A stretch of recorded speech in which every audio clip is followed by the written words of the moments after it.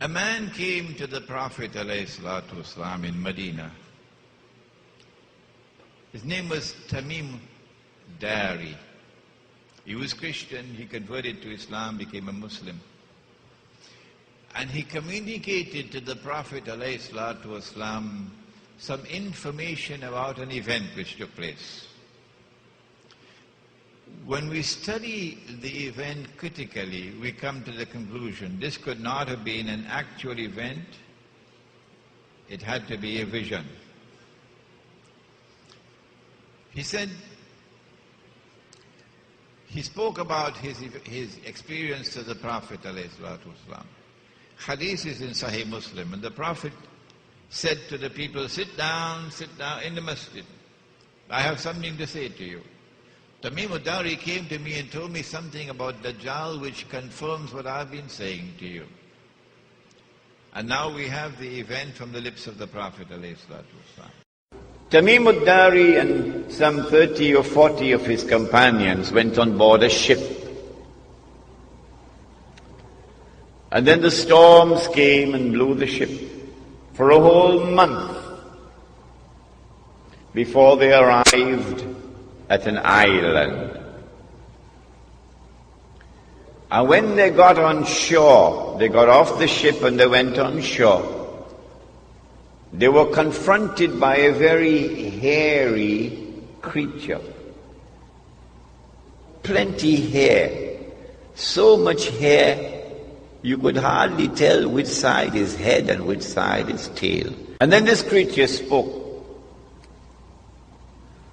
and said, I am Jassasa. Jassasa, spy. Surah Al-Hujurat, وَلَا تَجَسَّسُوا, do not spy. So this is an island with a lot of people who excel in spying. And then Jassasa pointed to a monastery. There's someone waiting to see you there. So they rushed to the monastery. And there they found this young man, powerfully built, with curly hair, but there's no description about his eyes. His hands were chained to his neck, his feet were chained. And this man began to question Tamim-ud-dari and his companions. A number of very interesting questions. And then he said, I am Dajjal. I am the Antichrist. And when I am released, so up to this moment he's not as yet released. And when I am released, thank you, I will enter every town and every city, including Tunapuna.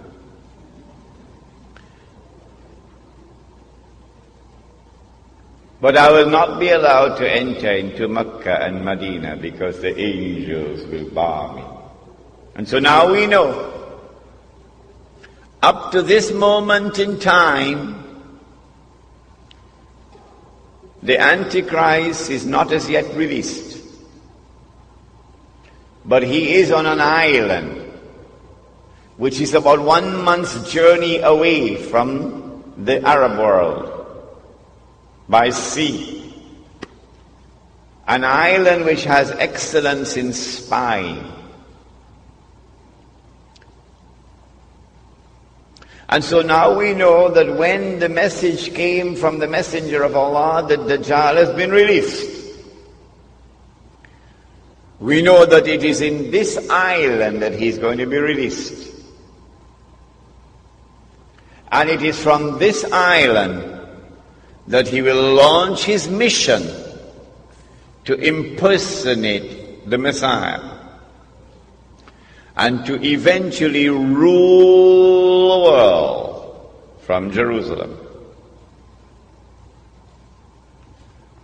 Question: Which island is it? Before we attempt to answer the question, let us turn to another hadith, another statement of the Prophet ﷺ, which is of crucial importance. It is also in Sahih Muslim. He said that when the Antichrist is released, he will live on earth for 40 days. 40 days. Yawmun kasana. One day like a year. Yawmun kashahr. One day like a month. Yawmun kajum'a. One day like a week. Wasairu ayyamihi ka ayyamikum. And all his days, implying all the rest of his days, would be like your days. When his day, now listen carefully, when his day is like our day, he would be in our dimension of time. And when he is in our dimension of time, then we can see him. At that time, of course, he would be, said the Prophet ﷺ, a Jew, a young man, powerfully built, with curly hair. Where would he be at that time? Of course, he would be in Jerusalem, ruling the world from Jerusalem, the way the world is now ruled from Washington. But where would he be when he's released on earth? In a day which would be like a year. And where would he be on earth? In a day which is like a month. And where would he be on earth in a day which is like a week? Do we have answers for that? Praise be to Allah, who allowed this servant Imran to study international relations, international politics, international economics.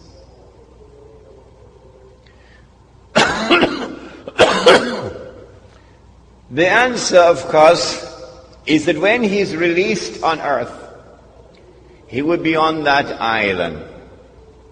And from that island, he will launch his mission to liberate the Holy Land, to bring the Jews back to the Holy Land, to reclaim it as their own, to restore a state of Israel in the Holy Land, and get the Jews to believe that this is the holy Israel of David and of Solomon, alayhim salam, and to cause that state of Israel to become the ruling state in the world. Which island is it? And in the Bible, the mark of Dajjal is 666, meaning 600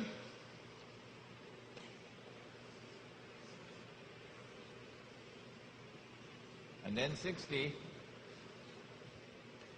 and then 6. And our Prophet says, a day like a year, that's the 600.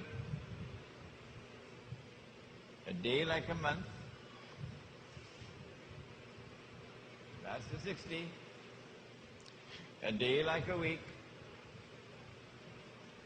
that's the 6. It's the same thing, using different languages. Now then, which island is it? Because when he's released, it is from that island that he will commence his mission to eventually rule the world from Jerusalem. In November of 1917, the British government did something which was incredibly strange and mysterious. A Britain, which is now the prince of the secular world. The secular world takes religion out of politics. And Britain is the prince of the secular world. Britain issues a declaration known as the Balfour Declaration in November 1917 that it is the intention of His Majesty's government to work for the establishment of a Jewish national home in the Holy Land. Did you hear that? The only thing stranger than that ever occurred in history was the day that the cow jumped over the moon. Why would a secular state, which leads the world of secular states, declare its intention to work for the establishment of a Jewish national home, meaning a Jewish state, in the Holy Land?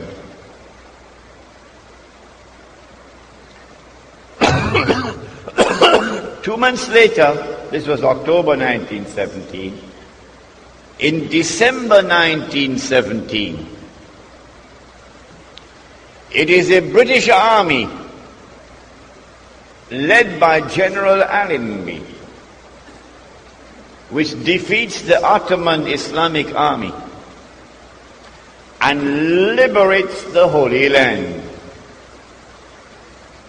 And when Allenby entered into Jerusalem, the British general declared, "Today, the Crusades are over."